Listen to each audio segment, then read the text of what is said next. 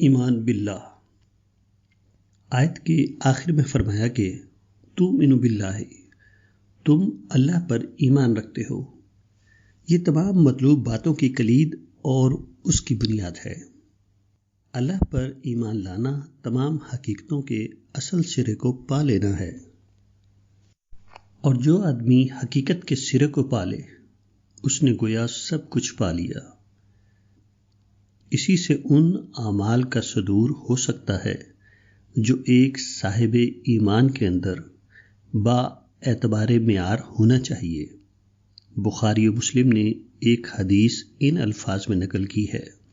رسول اللہ صلی اللہ علیہ وآلہ وسلم نے فرمایا، کیا تم جانتے ہو کہ ایک اللہ پر ایمان رکھنا کیا ہے؟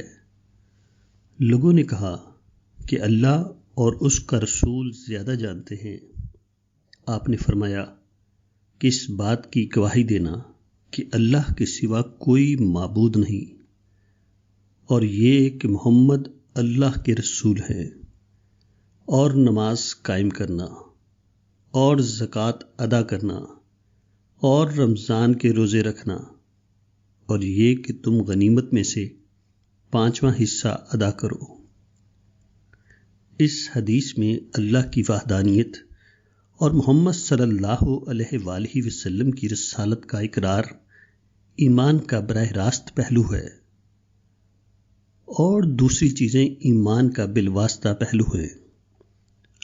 وہ ایمان کے نتیجے اور تقاضے کے تحت آدمی کے اندر پیدا ہوتی ہیں، تاہم یہ بالواسطہ تقاضوں کی مکمل فہرست نہیں ہے۔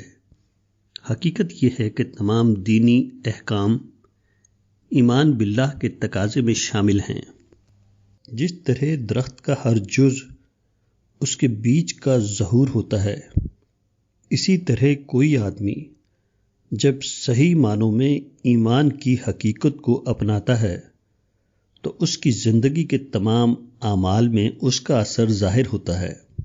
اس کی پوری زندگی اللہ کے رنگ میں رنگ جاتی ہے۔ اللہ سب کچھ ہے، وہی اصل حقیقت ہے۔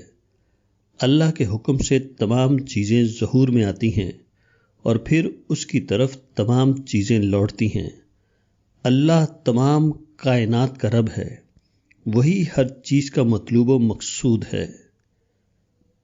اللہ پر ایمان دین کی اصل اساس ہے۔ ایک شخص کو جب اللہ کی معرفت حاصل ہوتی ہے تو اس کی پوری شخصیت سب سے بڑے نور سے چمک اٹھتی ہے۔ اس کے نتیجے میں اس کے اندر وہ تمام اوصاف پیدا ہو جاتے ہیں جو خیر امت سے وابستہ ایک فرد کے اندر مطلوب ہے، مثلاً تواضع، احساس ذمہ داری، بندوں کی خیر خواہی، انصاف پسندی، اپنے اور غیر کو ایک نظر سے دیکھنا، سچائی کا اعتراف کرنا وغیرہ۔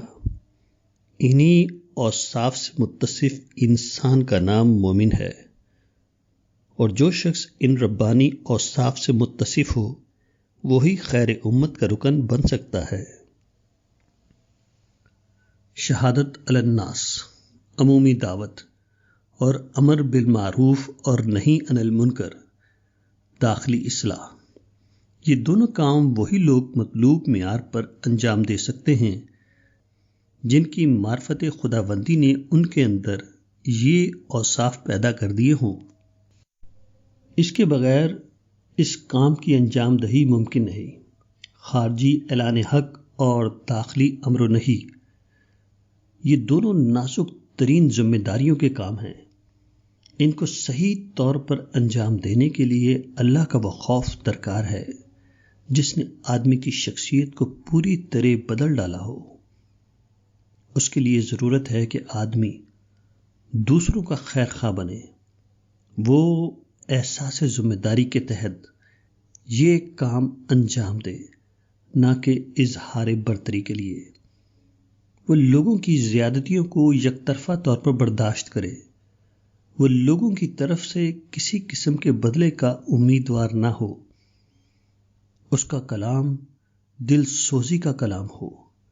وہ اتنا زیادہ لوگوں کی ہدایت کا حریص ہو کہ اس کے دل سے ان کے لیے دعائیں نکلنے لگیں۔ ایمان باللہ کے بغیر آدمی کی زندگی غیر فطری زندگی ہوتی ہے۔ ایمان باللہ کے بعد وہ اپنی اصلی فطرت پر آ جاتا ہے۔ اب وہ مصنوعی انسان کے بجائے حقیقی انسان بن جاتا ہے۔ وہ اپنی ذات کے محور پر چلنے کے بجائے اللہ عز و جل کے محور پر چلنے لگتا ہے۔ وہ خود ساختہ شریعت کو چھوڑ کر اللہ کی مقرر کی ہوئی شریعت پر قائم ہو جاتا ہے۔ اس طرح جو انسان بنتا ہے انہی کے مجموعے کا نام خیر امت ہے۔ انہی انسانوں سے وہ کردار ظاہر ہوتا ہے جو اللہ اور اس کے رسول کو مطلوب ہے اور جس کا مذکورہ آیت میں ذکر کیا گیا ہے۔